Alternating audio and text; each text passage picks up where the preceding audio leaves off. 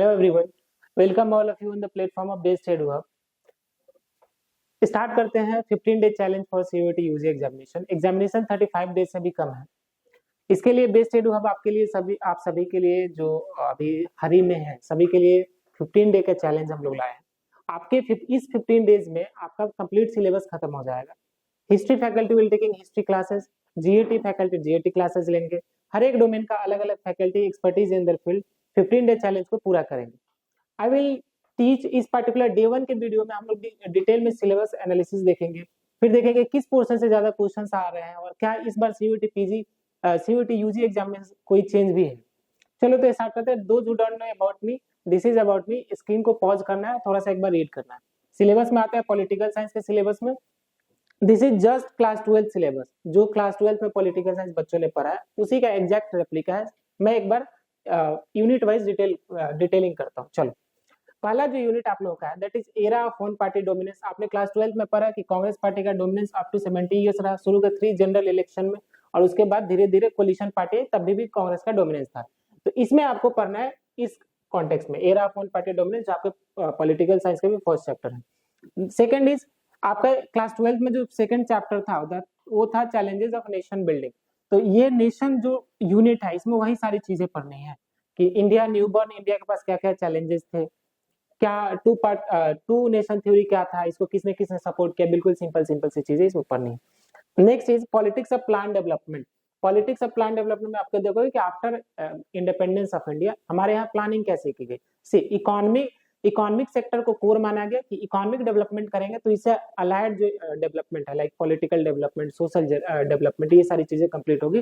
तो politics of plan development हम लोग देखेंगे first 5 year plan, planning commission, क्या कैसे हमारा डेवलपमेंट मॉडल था, सब कुछ इस चैप्टर में देखना है। Next is India's external relation.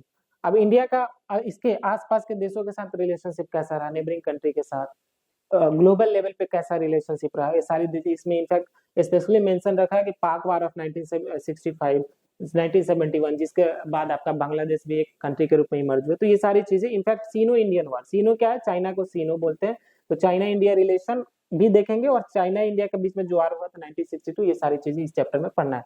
Question बिल्कुल सिंपल हम इनफैक्ट क्वेश्चन पर भी चर्चा करेंगे स्पेशली। तो नेक्स्ट आपका यूनिट है challenges to restoration of Congress system. अब देखो, after decline of Congress what was the challenges कि रिस्टोरेशन में कैसा रहा कांग्रेस सिस्टम जो था, कांग्रेस पॉलिटिकल पार्टी आईएनसी, तो उसके डिक्लाइन के बाद उसका रिस्टोरेशन कैसा होगा, क्या क्या चैलेंजेस था। इनफैक्ट नेहरू एरा को भी देखेंगे, कांग्रेस विक्ट्री जो 1971 के इलेक्शन में था, सब कुछ डिटेल में पढ़ना है इस चैप्टर में। नेक्स्ट आपका यूनिट है क्राइसिस ऑफ कॉन्स्टिट्यूशनल ऑर्डर। देख लेना बिल्कुल, यहाँ जो वर्ड सिंपल लिखा है उसी के बारे में पढ़ना और एकदम ब्रीफ ओवरव्यू लेकर आगे बढ़ते जाना, और उसी से डायरेक्ट क्वेश्चन आ रहा है। देखो इस यूनिट में क्या है, सर्च फॉर कमिटेड ब्यूरोक्रेसी भी हम लोग देखेंगे इसमें, और कमिटेड ब्यूरोक्रेसी के एज ए डेवलपमेंटल मॉडल कैसे था। नेक्स्ट है जुडिशरी भी search for committed judiciary is also a part of this unit. Then है Nav Nirman movement in Gujarat and Bihar movement, emergency context 1975 में जो इमरजेंसी लगा था, उसके बाद आपके कॉन्स्टिट्यूशनल एक्स्ट्रा कॉन्स्टिट्यूशनल चीजें क्या क्या डेवलप हुई, क्या चैलेंजेस है, सब कुछ इस चैप्टर में पढ़ना है। नेक्स्ट आपका यूनिट है रीजनल एस्पिरेशन एंड कॉन्फ्लिक्ट। अब देखो यूनिट हमारा देश तो बन गया, अब धीरे धीरे यहाँ की जो रीजनल एस्पिरेशन था उसका भी इमरजेंस होगा, उसको पूरा करना गवर्नमेंट के लिए चैलेंजिंग होगा। इनफैक्ट कहीं कहीं ये थ्रेट भी देखने को मिलेगा, तो उसमें आपको पढ़ना है कि रीजनल पार्टीज का इमरजेंस कैसे हुआ।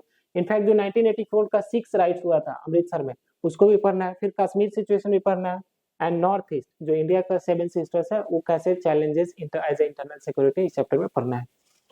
नेक्स्ट है democratic upsurge and coalition politics. 1990 के बाद से जो कोलिशन गवर्नमेंट स्टार्ट हुई हमारे यहाँ, कोलिशन पॉलिटिक्स, उसके बारे में इस चैप्टर में पढ़ना है। इनफैक्ट 2004 से 2019 के बीच में यूपीए गवर्नमेंट, एनडीए गवर्नमेंट, सारा चीज इस चैप्टर में पढ़ना है, ठीक है। नेक्स्ट आपका यूनिट है रिसेंट इश्यूज एंड चैलेंजेस। इसमें क्या करना है कि अब देखो न्यू इकोनॉमिक पॉलिसी जो आया था, इसके बाद न्यू इकोनॉमिक पॉलिसी के बाद इंडिया का ट्रांसफॉर्मेशन हुआ, एलपी जो रिफॉर्म हुआ था, तो ये जो रिसेंट कॉन्टेक्स्ट में जो चैलेंजेस एंड इश्यूज क्रिएट हुआ इस चैप्टर में आपको देखने को मिलेगा, ठीक है। तो जो आपका क्लास 12 में 2 पॉलिटिकल साइंस का बुक था, पहले बुक में आपको 9 चैप्टर इनफैक्ट एग्जैक्ट रेप्लिका कर दिया। दूसरा जो आपका पार्ट है that is contemporary world politics, इसका चैप्टर एक बार देख लेते हैं, disintegration of the second world and the collapse of bipolarity, जो बाइपोलरिटी में वर्ल्ड डिवाइडेड था, USA led and Russia led, जिसको यूएसएसआर का डोमिनेंट जो हिस्सा था रसिया था, तो ये सारी चीजें इसमें पढ़ना है। Then again alternative centre of economic and political power, जो रीजनल एसोसिएशन है, आसियान है, इंडिया का जो यूरोपियन यूनियन है, तो ये alternative centres of economic and political power कैसे था, आसियान हो गया, इनफैक्ट ये आपका जो सार्क कंट्रीज हैं, ये सारी चीजें, यूरोपियन यूनियन, इसमें ब्रीफिंग इस चैप्टर में इन सब चीजों का ब्रीफिंग है। नेक्स्ट देखो, South Asia in the post cold war era. South Asia क्या है भाई साहब, एशिया का साउथ वाला पोर्शन, जिसमें आपको मलेशिया, सिंगापुर, ये वाले रीजन आते हैं, इनको साउथ एशिया, तो उसमें पढ़ना है आपको इस चैप्टर में, साउथ एशिया के बारे में पढ़ना है। कोल्ड वार जब 1991 के बाद यूएसएसआर का डिसइंटीग्रेशन हो गया, 1991 जब यूएसएसआर का डिसइंटीग्रेशन हो गया, तो उसके बाद कोल्ड वार खत्म हो जाता है। तो उस कोल्ड वार, पोस्ट कोल्ड वार पीरियड के में साउथ एशिया के बारे में जो चीजें पढ़नी है इस चैप्टर में पढ़ना है। देन इंटरनेशनल ऑर्गेनाइजेशन इन यूनिपोलर वर्ल्ड। अब यूनिपोलर, बाइपोलर मैंने बताया था, कोल्ड वार के दौरान बाइपोलर होगा, एक तरफ यूएसए होगा, एक तरफ यूएसएसआर होगा। जब यूएसएसआर कोलैप्स हो गया तो आप जो वर्ल्ड हो जाएगा वो यूनिपोलर हो जाएगा, ठीक है, यूएसए लेड हो जाएगा। देन फिफ्थ है सिक्योरिटी इन कंटेम्प्रेरी वर्ल्ड, जैसे non traditional human security, global poverty, health, education, issues of human rights, migration, ये सारी चीजें इनफैक्ट एनसीईआरटी में बहुत डिटेल में किया हुआ। तो उन्होंने एनटीए वालों ने क्या किया, एनसीईआरटी का जो सिलेबस था उठा के इसमें डाल दिया है। और क्वेश्चन भी मैं दिखाऊंगा, मतलब क्वेश्चन पे भी चर्चा करेंगे कैसे क्वेश्चन आ रहे हैं। C environment and natural resources in global politics, environment का भी कॉन्टेक्स्ट आपको पॉलिटिकल साइंस में पढ़ना है। 7th चैप्टर है globalisation and it's crisis.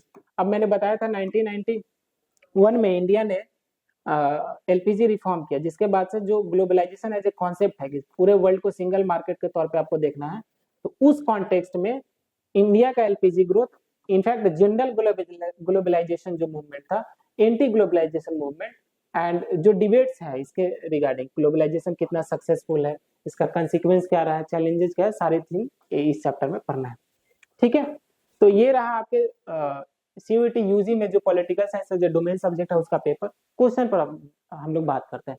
Question पे बात करने से पहले से आप लोग जानते हैं कि जो इस बार से पेपर होने वाला है, जस्ट अ सेकेंड, जो इस बार से पेपर होने वाला है इसमें 2024 तक ये था कि आपको 50 क्वेश्चंस दिए जाएंगे, 50 क्वेश्चंस था उसमें से 40 करो, 60 क्वेश्चन दिए जाते थे 40 करो, अब 50 करो।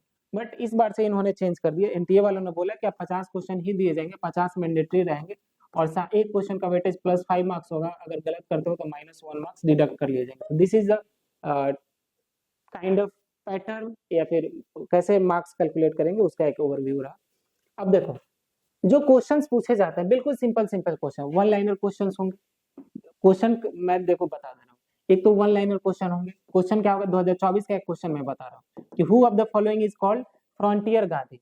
सब लोग जानते हैं खान अब्दुल गफ्फार खान को फ्रंटियर गांधी बोलते हैं। तो जो चैप्टर मैंने डिस्कशन किया उसका अगर ब्रीफ ओवरव्यू भी कर लिया आपने तो आपका क्वेश्चन छूटेगा नहीं। नेक्स्ट टाइप ऑफ क्वेश्चन है कि एक आपको पूरा पैसेज दे दिया जाएगा, ये पैसेज किससे रहेगा, पॉलिटिकल साइंस से ही पैसेज रहेगा, और इस पैसेज में आपको 5 क्वेश्चंस दिए जाएंगे और इस पैसेज को रीड करना है और इसी पैसेज के बेसिस पर इसका आंसर देना है। तो 5 क्वेश्चन इस पर, इनफैक्ट इसमें चांसेस ये होते हैं कि इस 5 में से 5 क्वेश्चन आप सही कर दोगे, 5 में से यहाँ से 25 नंबर आप लेकर आ जाओगे। तो ऐसे चीजों को छोड़ना नहीं है। इनफैक्ट ये डे 15 जो डे चैलेंजेस है उसमें मैं ये पैसेज भी कराऊंगा पॉलिटिकल साइंस का। फिर जो 1 लाइनर क्वेश्चन है कैसे कवर होंगे, तो मैं कल से मतलब जो नेक्स्ट डे 2 होगा हमारा, उसमें 1 चैप्टर या 2 चैप्टर का मैं डिस्कशन करूंगा, उसी से क्वेश्चन आने हैं। नेक्स्ट काइंड ऑफ क्वेश्चन कैसे आते हैं कि वो मैचिंग वाले दे देंगे, इसको मैच कीजिए, वो मैचिंग भी उसी से होगा जो मैं चैप्टर का डिस्कशन करूंगा, उसी से उठाकर ये लोग मैचिंग के लिए दे देंगे, ए बी ऐसे करके ऑप्शन वो लोग फ्रेम कर देते हैं। तो क्या एक ब्रीफ आइडिया लगा, फिर से मैं रिपीट कर रहा हूँ। डे 15 डे चैलेंज हम लोग कर रहे हैं। डे 1 में हमने देखा पॉलिटिकल साइंस का कंप्लीट सिलेबस कि क्या पढ़ना है हम लोगों को, मार्किंग स्कीम कैसा रहेगा और काइंड ऑफ क्वेश्चन कैसे पूछे जाते हैं। डे 2 में हम लोग चर्चा करेंगे नेक्स्ट टॉपिक, अब हम लोग सिलेबस से स्टार्ट करेंगे, यूनिट 1 यूनिट 2 ऐसे करके डे 15 में हम लोग कंप्लीट कर देंगे। इनफैक्ट इसमें सिर्फ सिलेबस का डिस्कशन ही नहीं होगा, आपका सिलेबस के साथ साथ क्वेश्चन कैसे अटेम्प्ट करने हैं, कुछ क्वेश्चंस करवाऊंगा भी मैं, पैसेज कैसे सॉल्व करना, ये सारी चीजें इंक्लूड रहेंगी। तो स्टे ट्यून्ड, चैनल को सब्सक्राइब कर लो, और डे 1 से हम लोग कंप्लीट करने वाले हैं पॉलिटिकल साइंस को। बिल्कुल 15 डे का challenge, this is a last moment. अब ऐसा थ्रस्ट पैदा करना है कि आपको मैक्स टू मैक्स मार्क्स मिले political science as a domain subject, और आप अपने ड्रीम कॉलेज और ड्रीम यूनिवर्सिटी के सपने को पूरा कर सके। चलो